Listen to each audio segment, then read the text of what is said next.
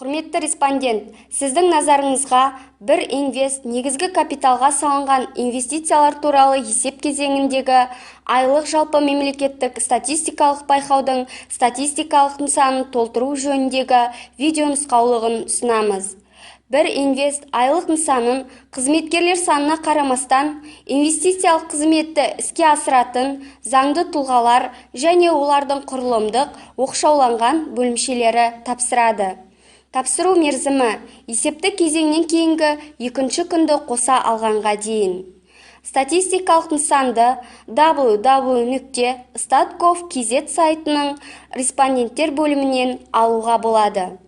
Титулдық парақтың жоғарғы бөлігіне статистикалық нысанды толтыруға жұмсалған уақытын, мекеменің БСН бизнес сәйкестендіру номерін, есептілік кезеңін көрсету қажет.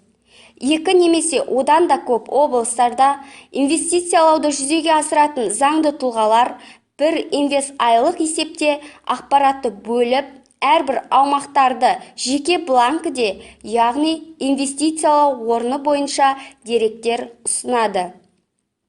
Есеп бүтін сандарда өлшем бірлігі 1000 теңгемен толтырылады. Негізгі капиталға салынған инвестицияларға бұрын қолданыста болған пәтерлер, ғимараттар және машина құрал жабдықтары қайталанып көрсетілмейді. Мекеменің ағымдағы шығындары көрсетілмейді. Сонымен қатар, мемлекеттік мекемені ұстаудағы мемлекеттік бюджеттің қаражаттары көрсетілмейді. Негізгі капиталға салынған инвестициялар инвестордың жаңа құрылысқа, кеңейтуге, сондай-ақ объектінің бастапқы құнының көбеюіне әкелетін объектілерді қайта құру мен жаңаруға, машина құрал жабдықтарды, көлік жабдықтарын сатып алуға, көп жылдық епкелерді көрсету қажет. Негізгі капиталға салынған инвестициялар қаржыландыру көздері бойынша көрсетіледі. Яғни, екінші бөлім, екінші қатарында материалдық негізгі капиталға салынған инвестициялар көрсетіледі. Соның ішінде 2/1, 2/1/1, 2/1/2, 2/1/3, 2/2 қатар бойынша тапсырыс беруші толтырады. 2/3 қатар бойынша машиналар, жабдықтар, көлік құралдары, құрал-саймандар көрсетіледі.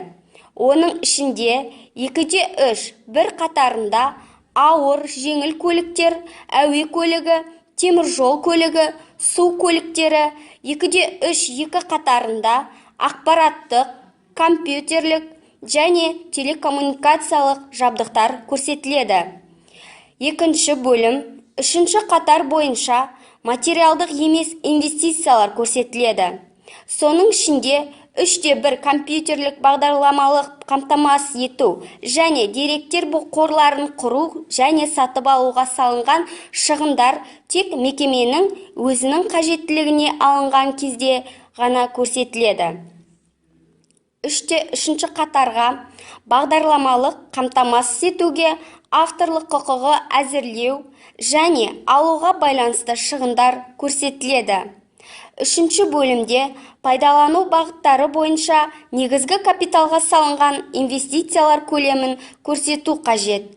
Егер мекеме 2КС нысаны бойынша жаңа негізгі құралдарды пайдалануға есеп берсе, онда бір инвест айлық нысанын үшінші бөлім бірінші қатарға көрсету қажет.